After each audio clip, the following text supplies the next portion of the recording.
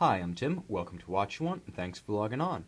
Today, we're looking at a mammoth machine. This is the Chronoswiss Imperator Constance, 56 millimeters lug-to-lug by 36.5 millimeters wide. This one is a giant in every sense. With the name Imperator, it shares the nomenclature that the Republican-era Romans gave to victorious generals returning from campaign, and later during the Imperial era, the title given to the Roman emperors themselves. So Imperator, you know this one is going to have some presence, and it does. Over 2 inches from lug to lug. Let's put this on the wrist and get a sense of the scale and the historical relevance of this giant of independent horology. Now, you can see on my wrist 6 1/3 inches. Over 2 inches lug to lug. This watch pretty much has me covered, figuratively and literally. It's high style, make no mistake, but this watch definitely makes a statement. It has serious presence. It's only about 10 millimeters thick, so it sits nice and low, and you can see in the profile shots, it doesn't protrude too far above the wrist, but it definitely has breadth to it. It has span. It's like a suspension bridge in polished stainless steel across your wrist.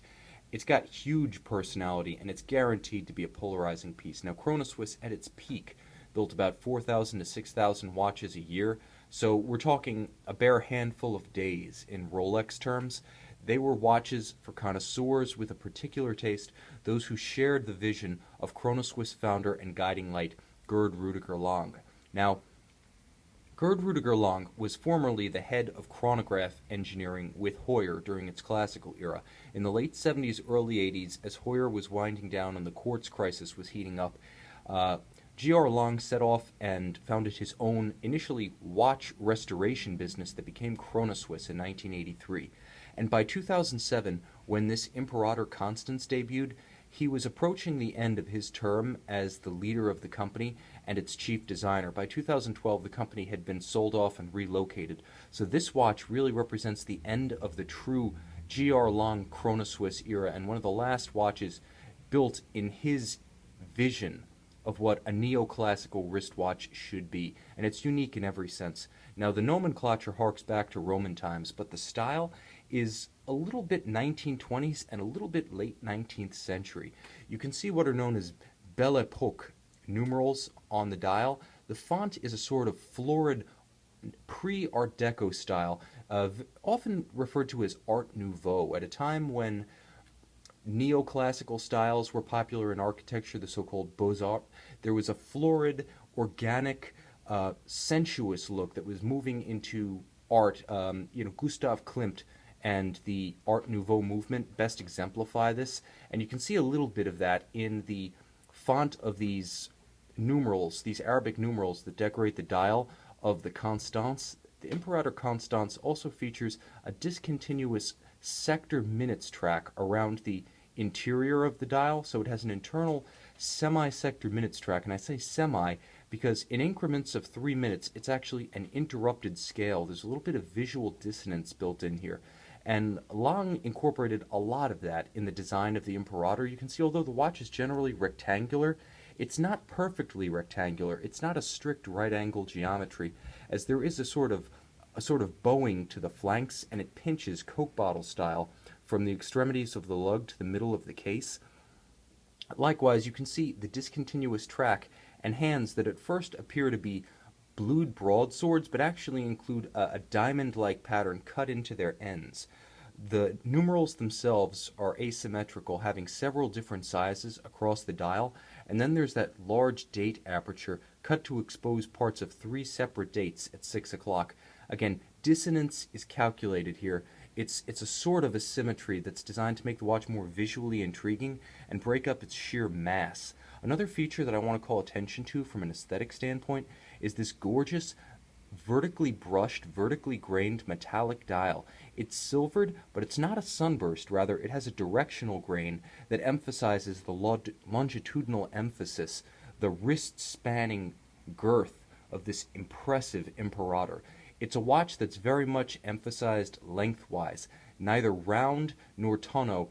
It stretches, it extends itself, it seems to be pulling itself dynamically from one end of its lugs to the other, stretching as though a fluid or a semi-viscous compound rather than inert steel. This watch has something of a poetry to it that really defies the sheer mass. Now, mass by itself is a clumsy, almost bludgeon-like tool for giving a watch personality. It's something that you see in modern oversized sports watches at their worst. But this watch has none of that. Although large, it's also gracefully detailed. Everything from the thoughtful use of screws to secure the lugs rather than spring pins. You could see that attention to detail and security. You could see the compound curves of the case, which bows inward, but at the same time curves from side to side. You can see that in the dial with its many differentiating facets that we just described, and the little bit of lyrical irony, the presence of the crown at the top of the emperor's head. So we have a watch named Imperator topped with a crown. That's G.R. Lang's sort of tongue-in-cheek personality at its best. The watch references everything from Roman history to art history to the history of horology, and it's beautifully executed. A watch that's truly a connoisseur's piece. They make no bones about the fact that they use ETA Swiss-sourced movements. Now, this was a point of pride. Although the watches were assembled in Munich, Germany, Gerd-Rudiger Lang paid tribute to his heritage as an employee of some of the greatest Swiss watchmakers during the 70s and early 80s.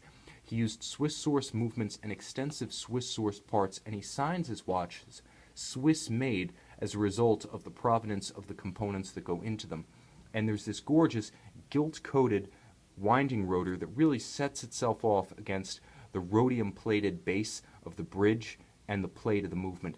The ETA 2892A2 is a fine movement in its own right, very accurate, very tough, automatic winding with a date.